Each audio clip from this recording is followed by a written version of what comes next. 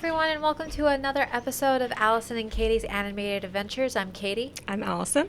And today we're going to be talking about the delightful anime called Delicious in Dungeon.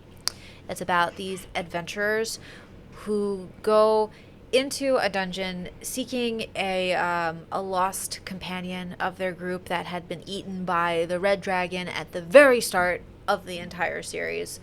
And it's about, like, the first episode is about them wanting to save Leon's sister who got eaten by the dragon, and there's a dilemma. The dilemma is that they don't have enough money for food and gear, so they have to try and decide if gear is more important than food, and they decide that gear is more important. And when they get into the dungeon,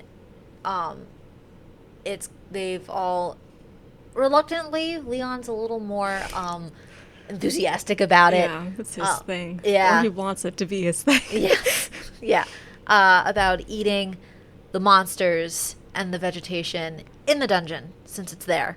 Which, I mean, in hindsight, kind of makes sense, because if you're adventuring down into a dungeon where there are monsters and there's an entire ecosystem in this dungeon, why not make use of it and eat the inhabitants?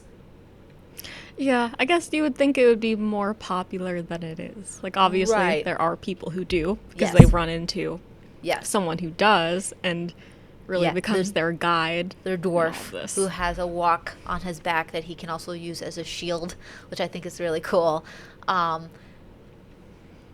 It's been a while since I've seen the episode, so the character name is escaping me. I think it's nope, it's escaping me. I don't know. Here, hold on. Senshi. Okay. Senshi, and it's Laos is the main character who wants to eat the dungeon monsters. And Marcel, who's our elf magician or magic user, does not want to eat monsters. She thinks it's disgusting. And I, like, going into episode 3 or 4, I'm going, Marcel, you need to stop being a picky eater and just go with it. Just go with it. Phelan is this younger sister of Laos, who got eaten by the dragon that they're all trying to find. And it's just, like, it's a really good anime for people who want to watch an anime, who are not really big in, like, the anime sphere of like just watching episodes, because I feel like it's a really great introduction, because it's nothing that you really have to, like, devote time to watch to understand what's going on. Yes, it's a very funny, and just like a cooking, like, it's cooking methods of eating dungeon monsters and the vegetation within the dungeon, and Senshi is very good at doing all of that. But then you also have, like, this underlying dark story of trying to find and save Phelan, which you eventually get to do. But that's later on in I the assume series. so. Yeah. I mean, that's... And is there... Because there's a manga... Like, you just mentioned, there's a manga. And I assume it probably doesn't end with them rescuing her. I don't know. I thought episode 23, when it on Netflix, was going to be the end of it, but it's not. There's an episode 24, and unfortunately, other commitments kind of, like, pushed the episode, like, the show aside, and I didn't get to finish it. So Okay. I don't know. But you saw them rescue her, so Yes. Okay, so there is Yeah, stuff yeah. after. Yeah, Okay. I guess I just wonder if there will be future seasons when they are doing something else. There could be. Like, that's what I just wonder. Yeah. I don't know that they defeat the Mad Mage, which is the person who essentially cursed this Golden Kingdom, and why why, like, this entire kingdom is submerged into this dungeon labyrinth thing that's been inhabited by monsters over the eons that they've been cursed. But we do meet the Mad Mage, because Laos, like the everyone is so it's Chilchuck, Marcel, Senshi, and Laos, are venturing down, and they come into this hallway where there's living paintings. I liked that part. I thought that was fun. That was fun. And every time you go into a painting and you eat and you come out, you haven't eaten anything, which is an interesting concept. Yeah. But there's this elf who's a mage who, by the time they go into Laos goes into like a later painting of like the son who's now being crowned king, you can tell his eyes, who are like this deep purple, kind of doesn't look right. So that does matter. I think it does matter. It does matter because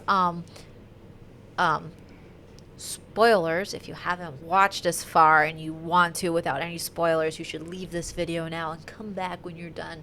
But if you don't mind. No, I don't mind. So they find the red dragon, they destroy the red dragon, cut the red dragon open, and they pull out essentially Fallon's body that's skeletal. So she's been digested.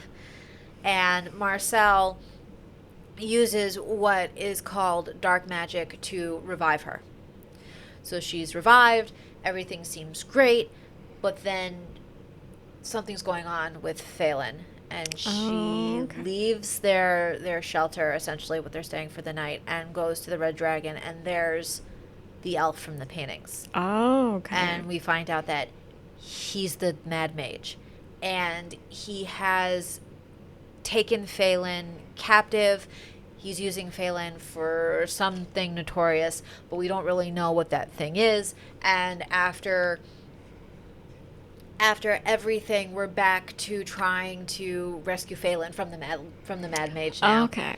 And Phelan is a very powerful magic user, so I'm thinking that the Mad Mage needs her for something because of her magic potential. Maybe it's to reinforce the curse. Maybe it's to continue, like, to make it continue to not be broken, and to keep like the Golden Kingdom within the dungeon that it's been in for centuries. Yeah. So then I guess it's safe to assume there should be, if it works out that way, future seasons, if it seems like they're setting it up for, it's not just going to stop with their first adventure. No, I don't think so. And I mean, there's enough episodes to suggest that they may defeat the Mad Mage at the end of season 1, and save Phelan.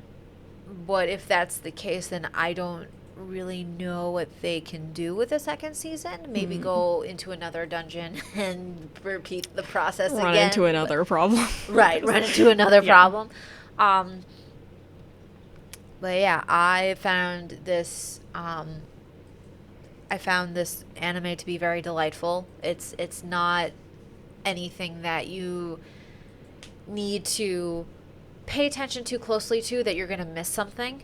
You can kind of, like, if you walk away from it and it's still running, and it picks up right from where it's left off, even after Phelan's kidnapped by the Mad Mage, we get right back into like the whole food thing with the whole premise of the anime. And it's back to like this underlying story of a rescue mission, and it's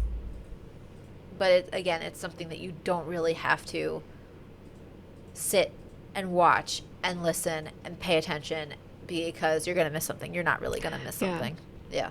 Yeah, I think what I enjoyed the most was how there was like an underlying goal that like was kind of serious. Yes.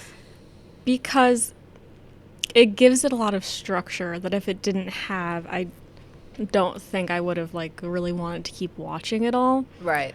It's like the food stuff, it's like fun to watch, but it doesn't make you think like, oh, I really need to see all of this, because it does get, it's like a little repetitive Yeah. At some point. It's like, all right, they defeated a monster. They're cooking. But it's because there's serious stuff going on in the background that comes up. Once in a while, I'm sure it comes up more and more, Yeah. the further you go into the season. That is what makes me want to be like, okay, well, I want to see, right, them rescue her. And right. Yeah. I like having structure to a plot, too. I mean, sometimes it's good. Like, I like some anime that don't have a structure because it's like I can stop watching it and come back to it and be like, oh, we're just, picking up right from where we left off. But I do enjoy this anime because, as you said, of the underlying plot, even though we're essentially watching these adventurers cook, like essentially do a cooking show with things that people wouldn't normally eat, or like use traps for cooking that Chilchuck was like really against Senshi using traps for cooking, and then he came around to it, and so it's like it's there's also character development. Yeah. Like no one is stagnant. Everyone grows, and it's it's just a delight. It's just a delight. Yeah. And I didn't find, I think there were like a couple of characters in the introduction that I hadn't seen yet. Right. So I don't know. But at least the characters that are in the first couple of episodes, I didn't mind any of them. None of them were unlikable. Right. Like I said, Marcel is annoying only within like the episode 3 and episode 4 because of her reluctance to think outside of what she's been taught and what she's been told. But then after a while, she starts to relax on that, and it's like, okay, I can get behind you now. You're okay. You're not that bad of a character. Yeah. But also, it's like, eventually it's like, all right, they don't have a choice. Right. It's, right. They can't afford to feed themselves. If they want to do anything, they're going to have to, yeah, think outside the box. Absolutely. So, yeah, so like I said, no real character is that annoying. I like watching Chilchuck deal with a monster that you find in Dungeons and Dragons a lot. It's a monster that it's a mimic monster, and like they mimic chests and stuff. Mm-hmm. And it's like, so like if an adventurer like opens a chest successfully, the monster will appear, like the lid's its mouth, you fight the monster, and to prevent from being eaten by this mimic. So that was fun. I enjoyed that episode, just watching him take out a mimic all on his own. Mm-hmm. And a box that he thought was a mimic wasn't a mimic. So I mean, it's those little episodes that I really enjoyed as well. Yeah. And it just, again, shows character growth. I also really liked the way the characters, like, they could also kind of like insert themselves into the ecosystem. Yes. In a way that characters in other groups weren't really doing. And a lot of that is coming from, is it Senshi? Yeah. The dwarf? Mm-hmm. Because he, they realize he has things worked out with the orcs where he trades with them. The golems that he gardens on them. Yeah, like them too. Like, he has used the ecosystem but also made himself a part of it. Yeah. And it seemed like, I guess that's not something anyone else really considered doing. Right. But when you take advantage of those things, you can get a lot further, I'm thinking. You do, yeah. And then we're also following this other adventurer group that is like just an ordinary adventurer group that doesn't eat monsters, that really deals with things like anyone else would. And it's a really good like parallel of these two groups that I find really interesting to follow. And their leader thinks that that Laos and everyone are down here trying to defeat the Mad Mage so that they can become king or rulers of this Golden Kingdom, when really they're just trying to find Phelan and then leave. Is that the group that they get attacked by those bugs? Yeah, by the treasure bugs. So they also come back. Yeah. Okay. Yeah. Yeah, it's interesting too the way like they respawn. Yeah. Like you don't die and stay dead. Right. You know. So then I guess, Phelan, her problem was that she would be digested and Yes. You can't just come back from that. Right. So I mean the group. So the groups actually cross paths when they are dealing with like the treasure bugs. The treasure bugs didn't necessarily kill them; they paralyzed them. Oh, okay. Yeah. And then Marcel had cast a spell to prevent like the body snatchers monsters from like taking them and then killing them. Oh. Yeah. So they weren't necessarily dead. But then they keep mentioning like, oh, my first death or this other time I died. Yeah, I don't know. Maybe I guess they do consider that to be like a death, but they didn't. I don't know. Yeah, I don't know. They didn't really die. They were just paralyzed. Yeah, because in like one of the first couple episodes, Laius, when they first see like the living armor, he like mentions that. So he had been killed previously. Yeah, and then Phelan had healed him and brought him back. So yes, he technically died because he was stabbed in the chest. But Phelan was there, and she. So someone has to do something. It's not just you respawn. Right. No. Okay, so she saved him. Yeah. So like one of the things a cleric or a wizard or sorcerer can do in Dungeons and Dragons, and I think this is where the Dungeons and Dragons element of this anime comes into play, is that they are able to heal or revitalize, or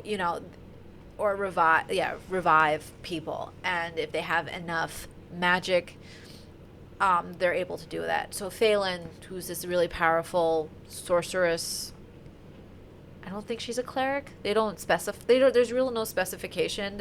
She's just a magic user, and a really powerful one. So she is able to revitalize Laos, and he's fine. Okay. He's fine. That makes more sense. Yeah. Because it felt like, I was like, where are the stakes then if they just come back to life? Right. Whatever, right. But this, so here's where, like I said, the mechanics of like Dungeons and Dragons kind of sort of comes in. It's very loose, but it's there.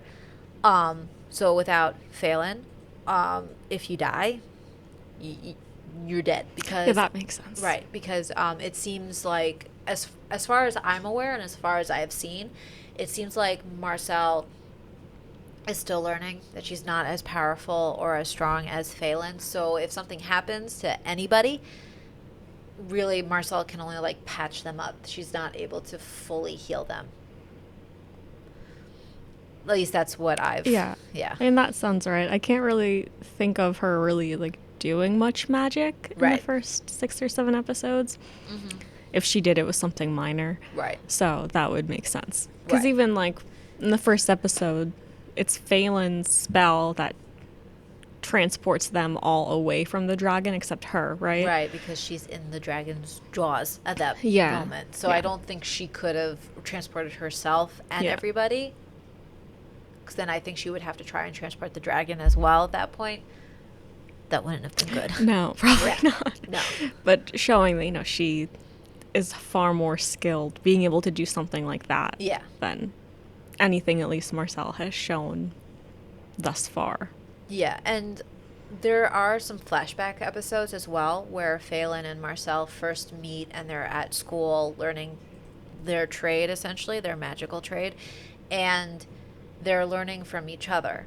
And that's like how their relationship starts. So you, like I said, there's a really great character development. You learn more about the characters, and when you learn more about the characters, you're a little more emotionally invested in their success. So I became more invested in the group's overall success. So, yeah. Even, I mean, there wasn't too much of like the characters' relationships in the first couple episodes, but I did like after they fight the ghosts, and like they all had, they saw something with the ghosts that made them all feel like emotional. Yeah. And then Leia says something like, "Oh well, I think like if this didn't happen to Phelan, then we wouldn't have been eating these monsters, trying to find like a silver lining to Right, it. right. But they're all like, well, that's horrible. And he's like, oh, well, Phelan would have like Yeah. agreed with him. Yeah, yeah. And I just think like it was sad because it Right. was like, you know, they're misunderstanding him, where like his sister would have Yeah. understood, you know, where he was coming from more. Right, right. But like I liked that, Yeah. seeing that part of their relationship, and it's like, oh well, it is sad. That is his sister, even though most of the time like it doesn't, you know, they bring it up once in a while that she's gone, they have to go rescue her. Yeah. But then when they're not talking about that, you wouldn't even know they're trying to do something. Right. And it's right. like, you know, they should be in a rush. They don't seem like they're in a rush. Yeah. And obviously it is a comedy, so it's like, Right. that's where that comes from. Yeah. Yeah. But it is just funny when it's Yeah. like, wow, you guys are just hanging out. Like, you're like, oh, we have to rescue her before she's digested. Obviously, Yeah. they're not successful. No. As you said. No. But it's like, well, maybe they should have rushed more. And I think that's where there's high stakes for high rewards, I think, in this anime, but like I enjoy thoroughly the comedy aspect of it because it really works well with the seriousness that comes into play further on in the season. And then we're right back to the comedy. So it's not like dour and somber for the entire season, which I enjoy. Like, I like those when there is some like humor attached to it. But if it's all just strictly somber, it's like, well, this is kind of boring. Yeah. I think it works really well the way they did it. And I think it makes Yeah. it stand out because there's a lot of shows, I feel like, these days that, you know, have the Dungeons and Dragons aspects. Yeah. They go into a dungeon. You kind of have to do something to make it stand out. Yeah. Yeah, absolutely. And fitting in the comedy with the serious things, and then how much focus there is on like a good couple of minutes of every episode is basically a cooking show. Yeah. You know, you get a Yeah. little instructional guide. This is Yeah. how to cook this monster because Senshi knows everything. He does. Yeah. And I love like him and Leos bonding within like the first Yeah. the first 2 episodes over cooking monsters. It's great. Yeah, it's like, I guess Leos isn't the only weirdo around here. Right. Yeah. Right. Yeah. So I don't really have anything more to add to that other than that, yeah, this is a good anime for anyone just trying to get into watching anime or just want to like dip their toe into anime, because this is, like I said, a comedy with an undertone of a dark story, but it's really lighthearted, humorous.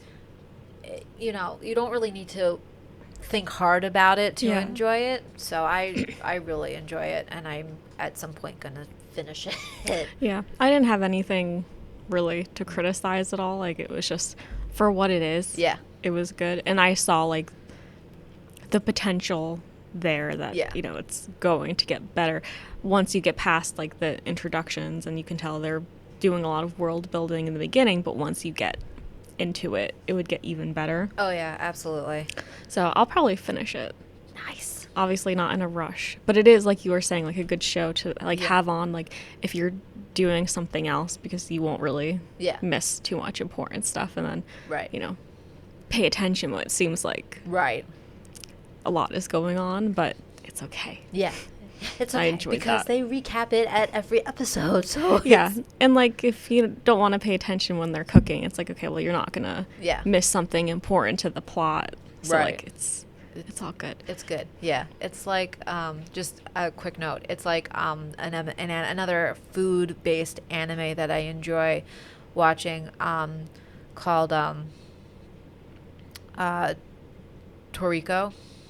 I think that's the title of the anime. And it's again, it's another food-based comedy anime with like an undertone of something serious going on. Another really great introductory anime if you just want something mindless to watch.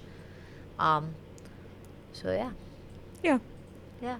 So let us know what you think of Delicious in Dungeon in the comments if you haven't seen it, and please don't forget to like, subscribe, and we'll see you next time.